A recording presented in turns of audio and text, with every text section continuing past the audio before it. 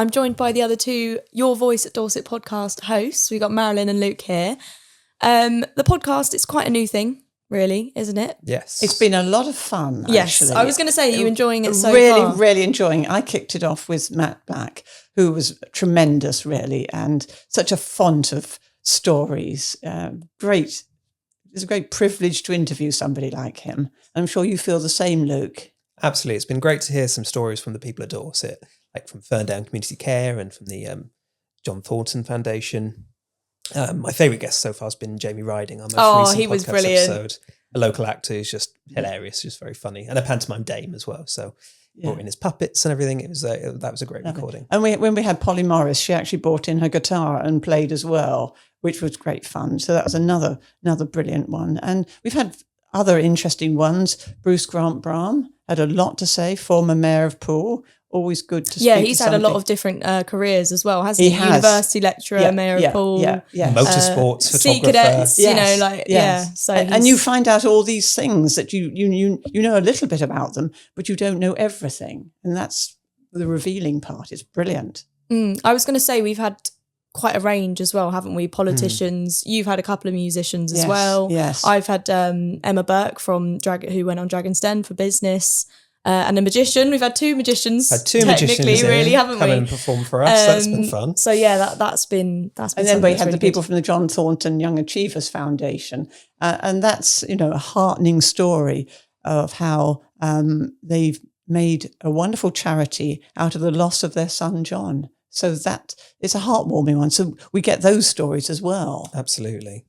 We've had a lot of politicians on the podcast as well. I think it's been really good to get them on the podcast to talk about, their policies, their views on big issues facing Dorset and facing the country as a whole. And we've got more to come. Absolutely. Yes, so that'll be exciting as well. Yeah, I'm looking forward to that. I think, especially on social media as well, those videos, people tend to like those videos because everybody's got their different views. But it's great that we've got a range. Do they like them or do they just get angry about them? This is the thing. You can, there's a little bit of both. But obviously, if we've got, people from all different parties as well, then... Yes. And if we can provoke a little bit of controversy, then that's really good, isn't This is the thing. People have got to know what's going on, no matter if they like it or not. So, the politicians has definitely been an interesting one. And they've all been so free at talking. We haven't had any... We've been really lucky. We have been very lucky. All of our guests so far have been, really great speakers. They articulate themselves very well. Yes. I mean, top interviewers on television have had a tough time with some stars. So sooner or later we're going to get that, I suppose. But we'll cope. I was going to say, Marilyn, you like your sort of... your musicians and theatre, don't you? That's been a thing throughout your whole career, hasn't it? Because you do magazine reviews and stuff like that. I do. I absolutely love the theatre. I used to partake of Jam, but I can't remember lines, so that's not a lot of use. I once went on stage with my lines written on my hand, which was not good. So I'm in awe of actors, really, and particularly rep actors who rehearse one play one week and perform another one the next week. So we're going to get some more actors coming in as well. Yeah, I mean, I was going to say for Jamie Riding as well, he was saying that he did however many panto shows in the space of like 2 weeks, and there was 11 costume changes in a show. Insane. 2 shows a day, 22 costume changes and that like every day. And he lives in Ferndown, he performs in Weymouth. So there's just so much driving as well with all these costumes. Yeah, all the Punch and Judy shows, he just does everything, doesn't he? Oh, incredible. Proper graft. Yeah. Yes. And, not many people do Punch and Judy. Now there aren't very many of them left. No. Swanage and Weymouth, I think. And, you've got to try and interest children who have lots of other things that they like to watch on their phones. So... Yeah, absolutely. So you've done quite a few sort of musicians and theatres. Luke, yours have been quite broad, haven't they? You've done obviously Jamie Riding is an actor, but you've done politicians as well. Is there sort of like one area that you're most drawn to in the magazine or in the podcast at all? I'm really interested in sort of the politicians and politics side of things.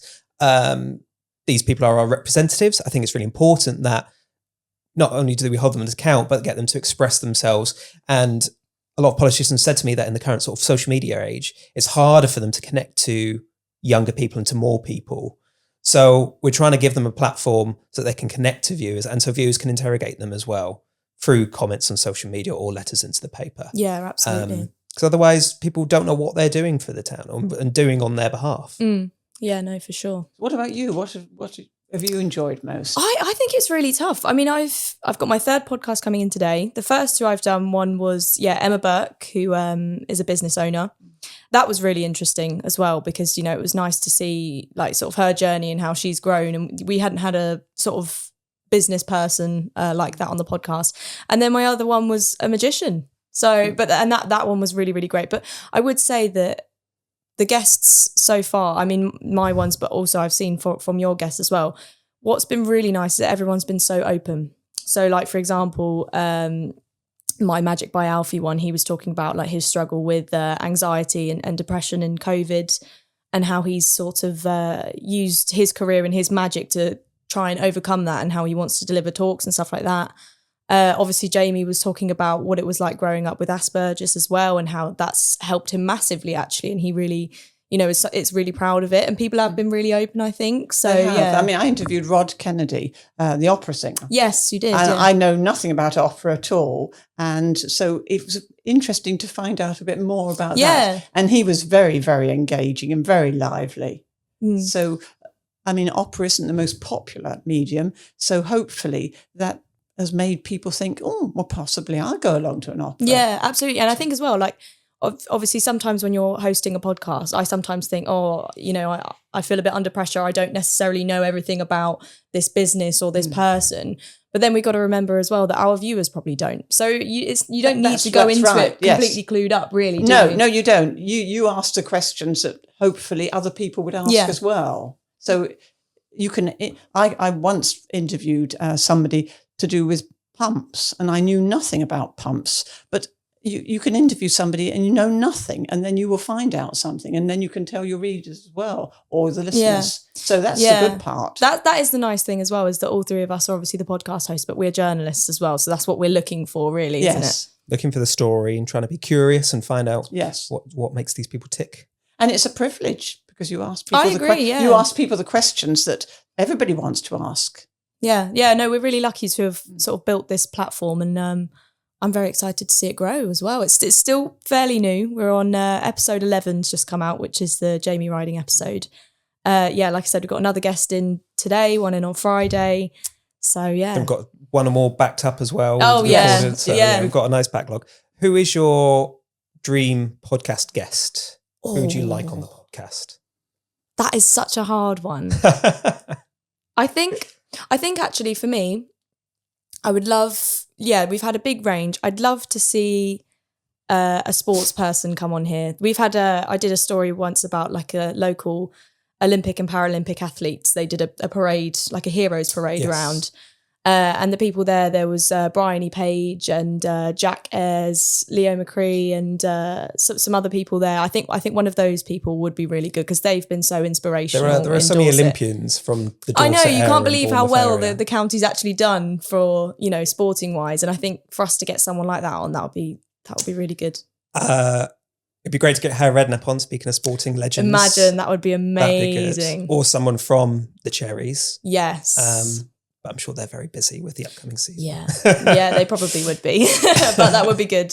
Marilyn, have you got a dream guest? Well, it's going to be a rock star. Oh, really? And it would obviously have to be somebody who's going to appear locally. Yeah. The high spot of my life really was interviewing Status Quo. Yeah. But cool. Actually, Francis Rossi has come to the Tivoli. So I think probably getting a big rock star. Yeah. Or a television personality of any sort, really. Rod Stewart would be great. Or, yeah, that would be cool. Hugh Grant would be good, an actor. Yeah. So you know where I'm heading with this, don't you?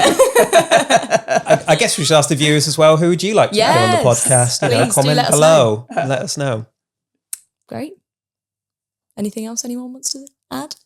Oh, well, the question we ask all our guests is, what does Dorset mean to you? But we never answer that question. So, Marilyn, what does Dorset mean to you? Well, I've lived in Dorset virtually all my life, and it's just a wonderful, welcoming place. And I've been amazed at everybody. We've asked this question. They didn't know the question was coming, and they've all got a ready answer. So what about you? because you haven't grown up in Dorset. I didn't grow up in Dorset. I'm a Grockle. I'm from out the area. I moved here permanently in 2021 during the pandemic. But I'm from London originally. So what does Dorset mean to me? 30 years here, I'm afraid. So then I can count myself. So Dorset doesn't mean home to me like it does to other people. I don't think it means family, because I now have like a lot of family down here and finding the community and stuff. So it's just a lovely place to live, and everyone's very friendly. It's so green. It's really nice. Yeah, I would agree. I'm obviously not from Dorset. Moved here for university in 2022.